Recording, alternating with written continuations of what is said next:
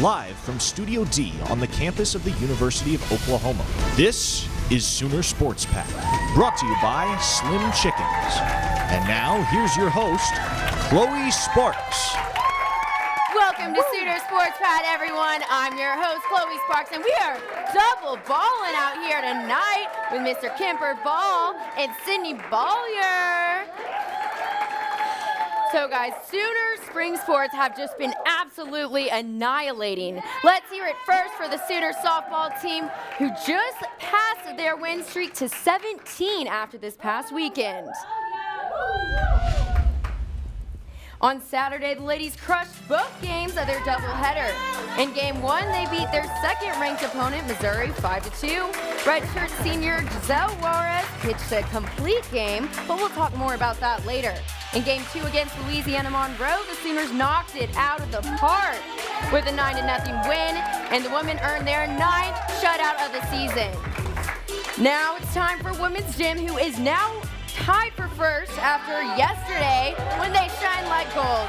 Seniors Abby Schofer and Anastasia Webb went back-to-back on vault, scoring perfect 10s. Webb's night ended in a career high of 39.850 in the all-around, tying the second highest score in the nation. OU defeated TWU, finishing with a total of 192.225. In Sooner men's gym, number 1 dominated in Virginia, competing with number 11, William and Mary, scoring a 403.700. Junior Spencer Goodell won the all-around title with a score of 80, and OU took home all 6 events as a team, improving 4-0 on the season.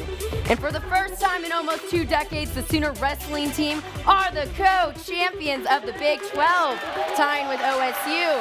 With a 10-point lead going into the final round, it was Dom Demas who became a 2-time Big 12 champion, securing OU's tie for first place. But you know what OSU didn't get? Big 12 Coach of the Year. That went to OU coach Lou Roselli. Now, there were so many career highs this past weekend from so many Sooners. It's got me thinking maybe this year will be the first time in 9 years that OU will appear as ranked in the Directors' Cup. Yeah. Now, the Directors' Cup is the annual award given to the best overall collegiate athletic program. Which sports do you think are going to be the key in getting OU ranked? Well, if OU isn't in the top of the Directors' Cup standings, then there's a problem with the Directors' Cup standings because they have been dominating on so many different fronts. The first one I want to highlight is the men's golf team. The OU men's golf team is currently ranked number 1 in the coaches' poll. They are dominating this season. They're coming off a big win at the Cabo Collegiate Invitational. They're led by the 3 top 25 in the nation golfers, Patrick Welch, Quade Cummings, and Jonathan Brightwell. You look a little later down the left, you got men's gym, number 1 in the country. Chloe touched on, they're 4-0.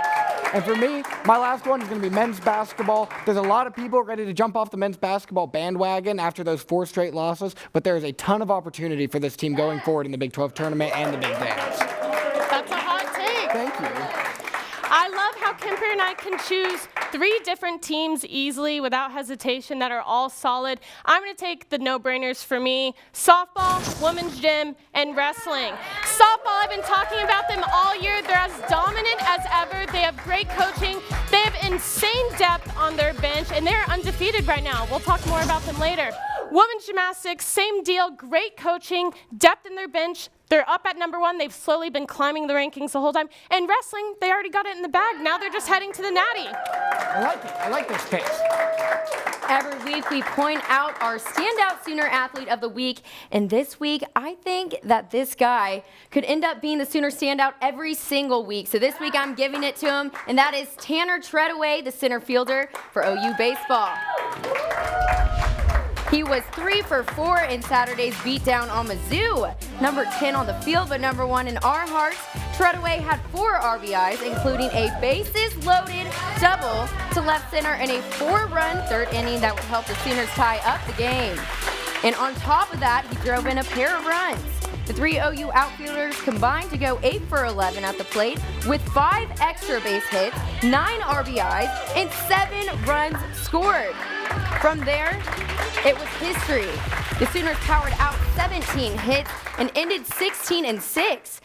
It was actually a season high for hits and runs, so Kemper, do you think that you can even begin to top that standout athlete? Oh, I'm going to give it a shot. I touched on the men's golf team a little while ago. I told you that they have 3 players ranked inside the top 25 right now, and I want to highlight just one of them, and that is transfer Jonathan Brightwell, who has been a fantastic addition to this OU men's golf team. Really helped them become the powerhouse that they have become, and he's coming off a great weekend at the Cabo Collegiate where he finished tied for 5th, but his final round was the real gem of the tournament, where he finished with 5 birdies, no bogeys, beautiful scorecard. Take a look right there. That's the kind of scorecard you dream about. It's the kind of scorecard you lie to your friends about and say that you shot something like that. But he does it for real. It was a heck of a performance by him. Helped the Sooners get that big team win in Cabo. His future is looking pretty bright, I would say. I'm going to have to throw it back to softball. I'm taking number 45, Giselle Juarez, a 6-foot redshirt pitcher who's absolutely killing it so far. She's only played about 27 innings in total so far. She had a putout against Houston last month. Let's just talk about her season-high game over the weekend against Mizzou. Let me check these stats. 0 stolen bases, 0 runs scored, 0 home runs, 0 hits, 0 walks, and 11 strikeouts. I think you get the point. She's pretty solid. I like your picks a lot more than I like your puns. Hey, I like all 6 of those picks, and I hope that they can get us into the Director's Cup. Now, guys, stick around because coming up, we have we have an OU high jumper, Vernon Turner, coming up. Sports Pad is presented by Slim Chickens. Slim Chickens tenders are always fresh, cooked to order, and made from 100% all-natural premium chicken. Buttermilk marinated, hand-breaded, and cooked to perfection every time. Use the Slim Chickens app and order for curbside pickup, delivery, dine-in, or drive-thru. Fresh, delicious chicken. Slim Chickens. Get Sooner Sports news and talk on demand whenever you want with the Sooner Sports Podcast. Exclusive interviews, post-game shows, and all things Sooner Sports. Subscribe today at Soonersports.com/podcast. The Sooner Sports Podcast is presented by Riverwind and Allstate.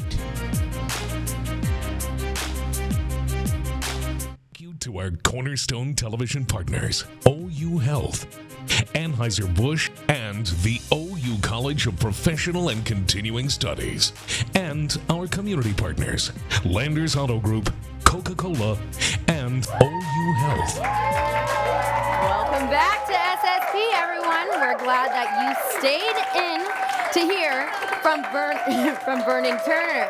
Now, Caroline Grace got the chance to catch up with him today, and he has had some hopes for going into the Olympic trials.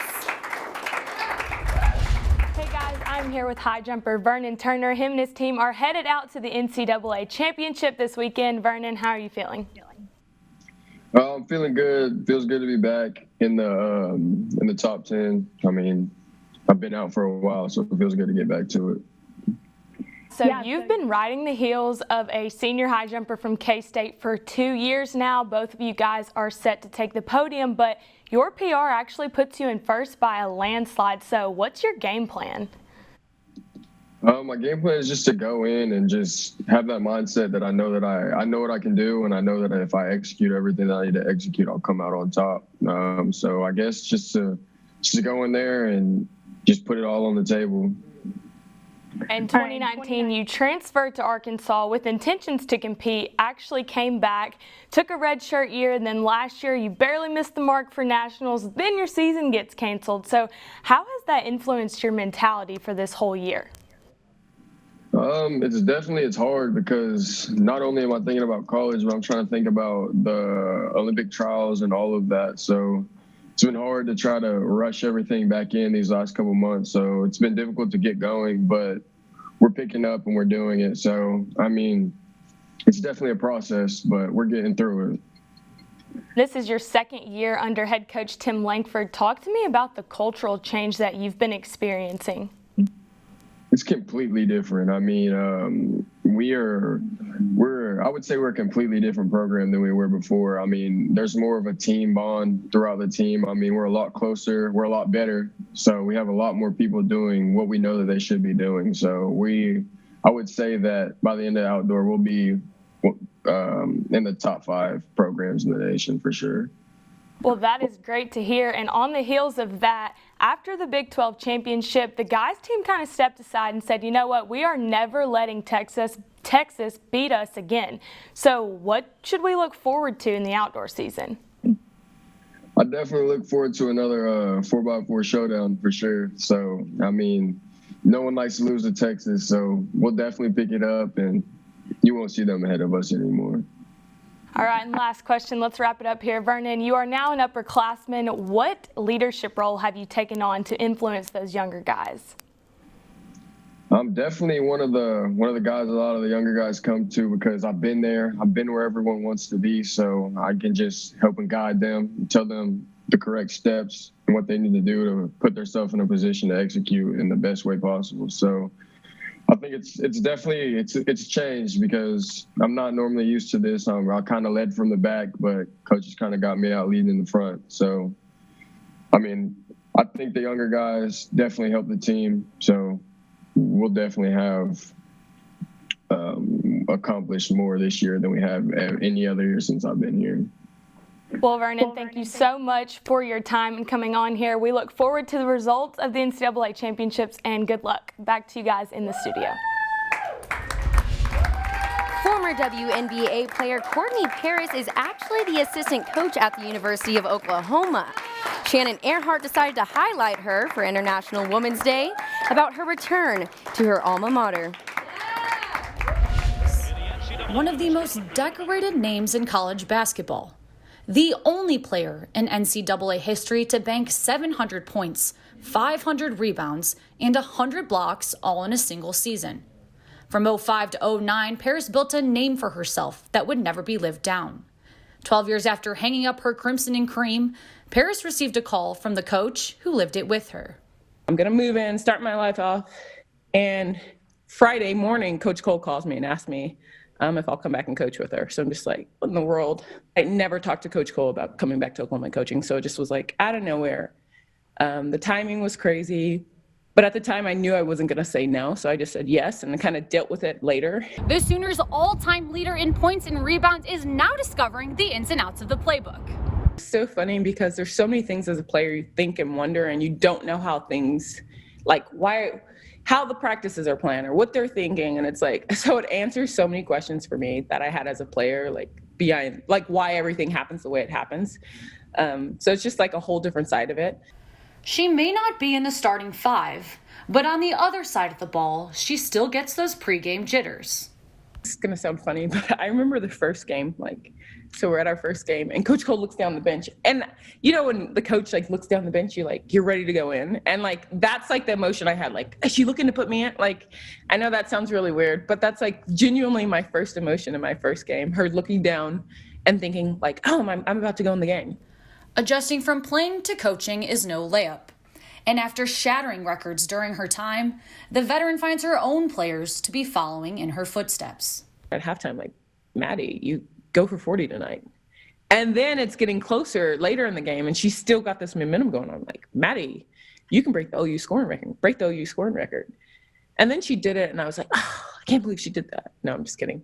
No, but as a player, it's a really hard thing to do just because of, how basketball's played and adjustments that get made. But she was on a roll, and it's someone I know broke my record. So that's awesome. But make no mistake, it wasn't all triple doubles and title wins for the 7th overall draft pick. I would say my WNBA transition was I'm so glad it happened because I could never understand if I was always a star player who always started, who always had it easy, I would never understood how it felt to be the player that doesn't go in, or the player who's trying to find their role, or to be the unsung hero, or be the girl, just your job is just to rebound. Or I would never understand that feeling. And so I feel like going through that early in my WNBA career has helped me in my coaching career to be you have a kid who didn't get in and you're hey, stay confident, believe in you. And I can say, I've been in that situation before where before WNBA, I would have never understood what that person felt like. Yet as a professional, the triple threat athlete is still learning the game.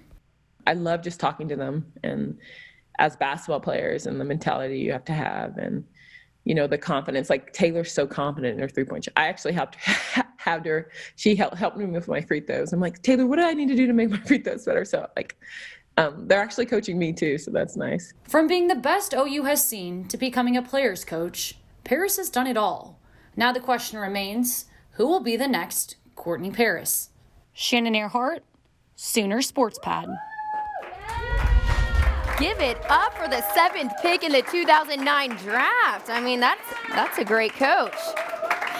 Okay, guys, and stick around because whenever we return, these two ballers are facing off.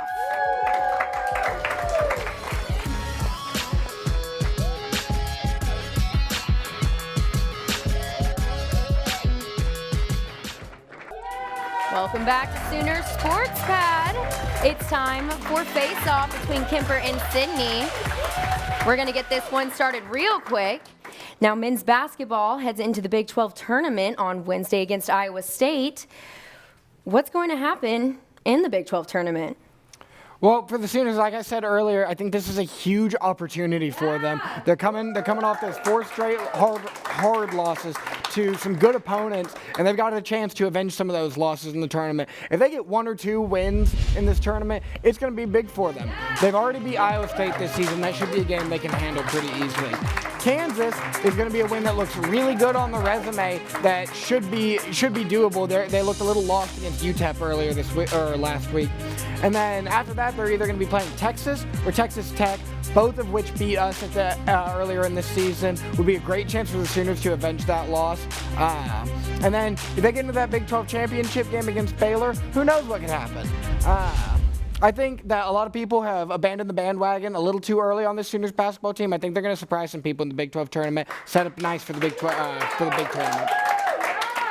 I know we're all anticipating how this team does for March Madness, but Big 12s are first, and it's really not going to be an easy walk in the park. As we've said time and time again, the Big 12 conference is loaded. I feel pretty confident in Baylor, but aside from Baylor, it could be Tech, it could be OSU, it could be West Virginia, it could be us. I think this tournament is going to give a lot of competition to each of these teams. It's going to be a beautiful preface for the national tournament. And the best part to me is that even if OU doesn't grab the win or even make it to the finals, they still have March Madness, and they'll see some of these teams and can even make it further than they will in Big 12s. Who knows?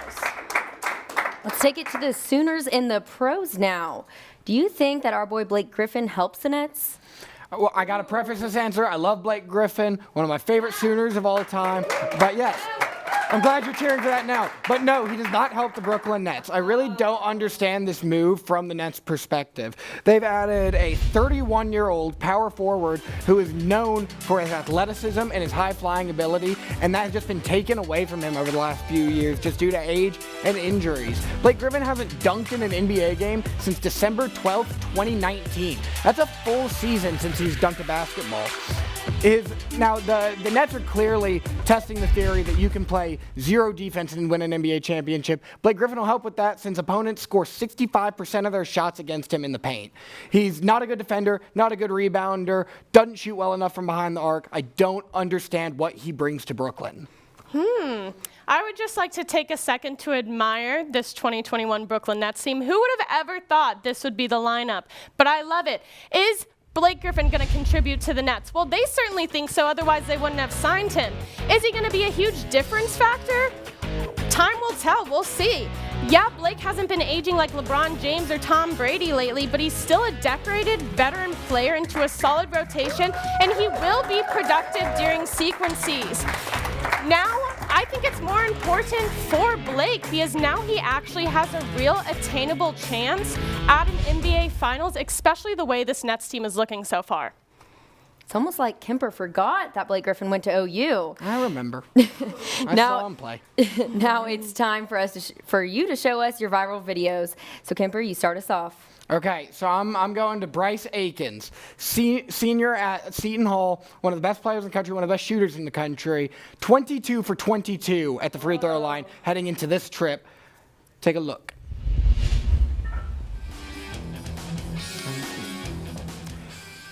I don't know if you could hear it, but he said that I bet you $10,000 I don't miss this, and then he missed it. Look at the reaction from the player he was talking trash to. He can't believe it. That's a brutal way for your streak to end. What could make it even more brutal? I don't know. How about going over 2 at the free throw line? He has not missed a free throw all year. He misses those. That's why you don't celebrate early. It's pretty embarrassing. I wonder if he paid up. All right, I'm staying on the basketball theme, and I'm going to throw it to senior night in Lubbock, Texas for Texas Tech basketball, where they put in their student manager in the game. So check it out. So this is Ty Larson. The crowd is amping him to come up the whole time. They're yelling, bring in Ty, bring in Ty. You see him suit in. You see him come in. And is he going to score a three-pointer? Is he going to do a layup? Is he going to rebound it? Let's see. He does probably the best thing I think he could do. And he's going to go up. Just wait for it. And he's going to take an enormous drive in the paint. Look at that. That's taking one for the team. I really like it. The whole crowd went wild. Coach Beard went wild. I think it's really cool that he was able to do this game. If you walk into any pickup basketball game in America, you'll see 30 guys that look just like that. Now that we are all very uncomfortable after watching those viral videos, it is time for the crowd to vote for who you think won face-off. If you think it was Kemper, let's hear it. Now, if you think it was Sydney, give her some love. Sydney is going to take the win this week, and whenever we return, I'm going to tell you some Sooner sports to watch for, plus a look at the Sooner Sports Pad mailbag.